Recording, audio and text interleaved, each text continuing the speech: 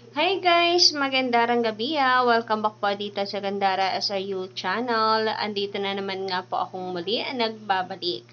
Nag-iisa ninyo nagmamagandang kaligitary guides upang maghatid ang latest update and fresh happenings patungkol sa TVJ. Basta mga balita po na may kinalaman. Sa Itbulaga, sagot na po natin yan.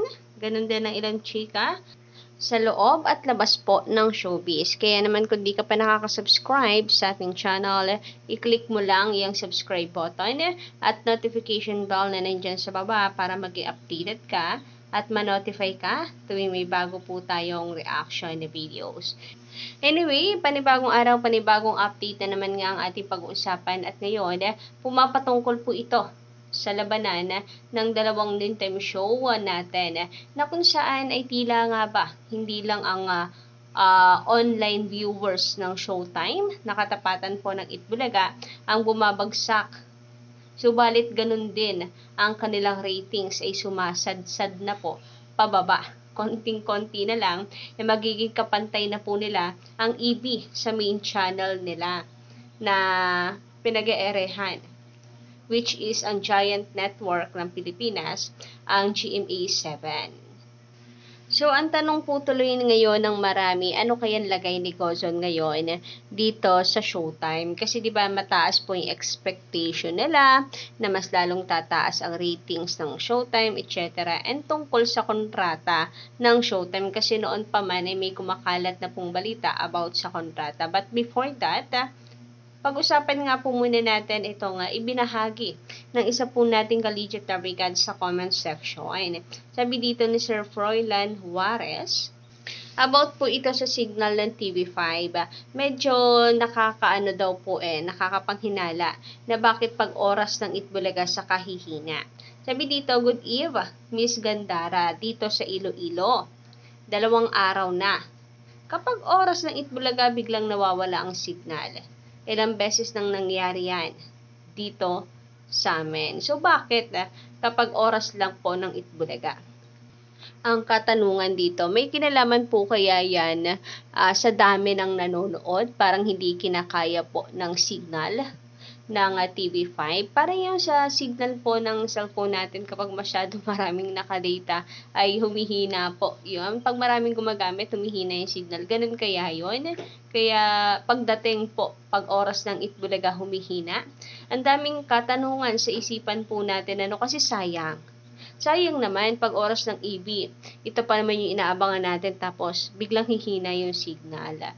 Kasi kapansin-pansin din na dumadami ang viewers ng Itbulaga guys Alam niyo yon, sa online dumaragsa po ang viewers natin. Pumapalo tayo ng 100,000 live viewers. Tapos eto nagkakaproblema sa signal ng TV5. One of the reason marahil ang nakikita ko dito sa positive pa rin tayo. Ayoko na pong magpakanega.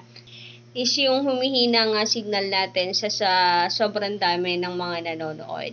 Kung pwedeng ganun guys, hindi kinakaya po yung dami ng viewership. So, sana po maayos ito ng TV5. Ano man po ang problema pagdating sa signal.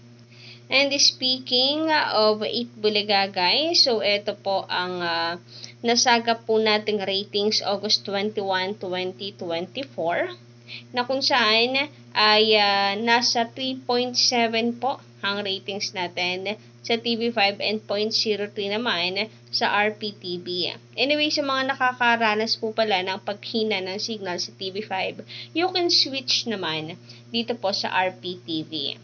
Baka mas malakas po ang signal doon.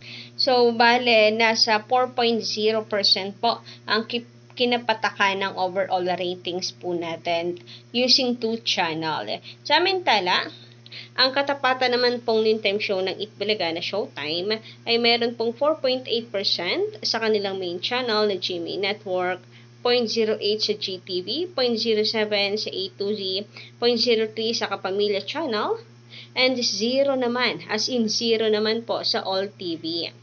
So, walang naging ambag ang All TV, sa Showtime viewership. And sumatotal po yan ng 6.6%.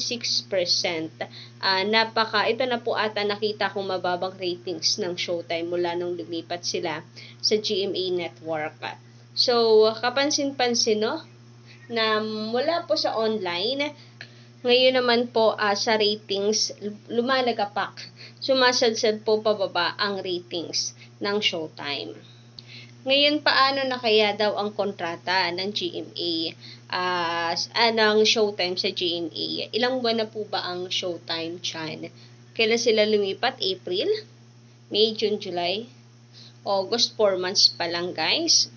Sa ilan pong netizen, kumakalat po kasi, dati pa man po itong pinag-uusapan sa social media, although hindi tayo sure, pero sabi nga ay 6 months daw pong ibinigay ng GMA sa Showtime para talunin ang Itbulaga. Pero ngayon pa lamang po bumabagsak na yung ratings, kaya ba may balita na kinakailangan na nilang mag-reformat to save the contract sa GMA Network. Kumbaga para maaga pa lamang ay maresolbahan na nila bago po nila ma-fail ang GMA sa expectation ng mga ito. Kasi talaga naman, maski naman po tayo, di ba? Isipin mo, kapamilya plus kapuso, magsasanib puwersa, mga viewers po.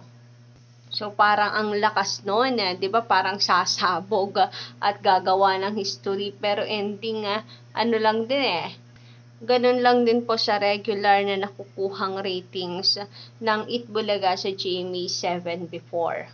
Yung at least nga ang Itbulaga ay ano lang po yon, one channel lang sa GMA lang talaga. So, malakas talaga. Samantalang, yung Showtime using 3 channels, 4 channels na po. Pero hindi pa rin kayang tauban ang naitatalang ratings ng GMA noon nung Itbulaga ang nasa kanila. And ngayon, ito nga po ang mga katanungan, ano kayang mangyayari sa Showtime? May magiging epekto kaya yung pagbaba ng ratings nila, viewers nila online, sa kontrata nila sa GMA Network?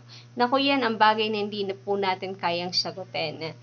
Kasi maaaring oo, may epekto, and maaaring wala. Kasi wala pa rin naman po tayong nababalita na nakahanda ang GMA Network or by naihanda na po silang noontime show na ipapalit kung sakali sa It's Showtime. Andun pa rin po sila sa win-win situation na kung saan ay malaki pa rin ang kapakinabangan nila sa Showtime. Kasi kung itatakwil naman nila yan, sino nga ba naman po ang magiging lugi? Showtime ba?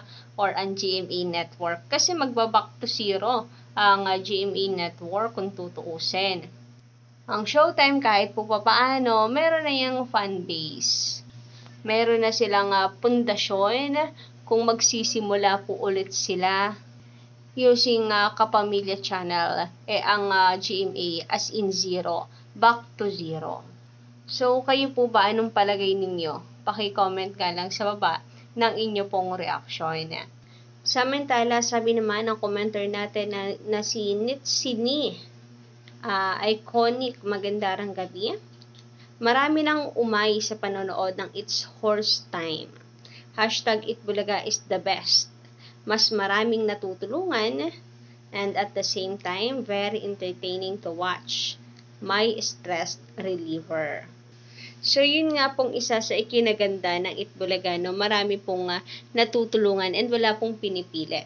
So, alam niyo yun, meron nga pong nabubunot na may kaya naman sa buhay Meron ding nabubunot na hindi naman na fanatic ng Itbulaga. So, wala po silang pinipili mga Kadaver Cats na mga tutulungan. And, ang saya lang kapag meron po silang nabunot na very deserving.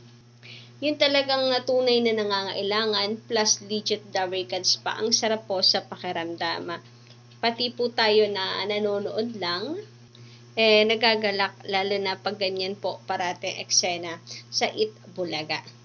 Anyway, hanggang dito lang po muna ang ating update sa gabing ito. Maraming salamat sa mga nakatutok at nakasubaybay sa aking channel. And kung nagustuhan po ninyo ang ating update para sa gabing ito, maaari lamang na pindutin nyo ang subscribe button and notification bell para po sa iba pang mga balita. Maraming salamat.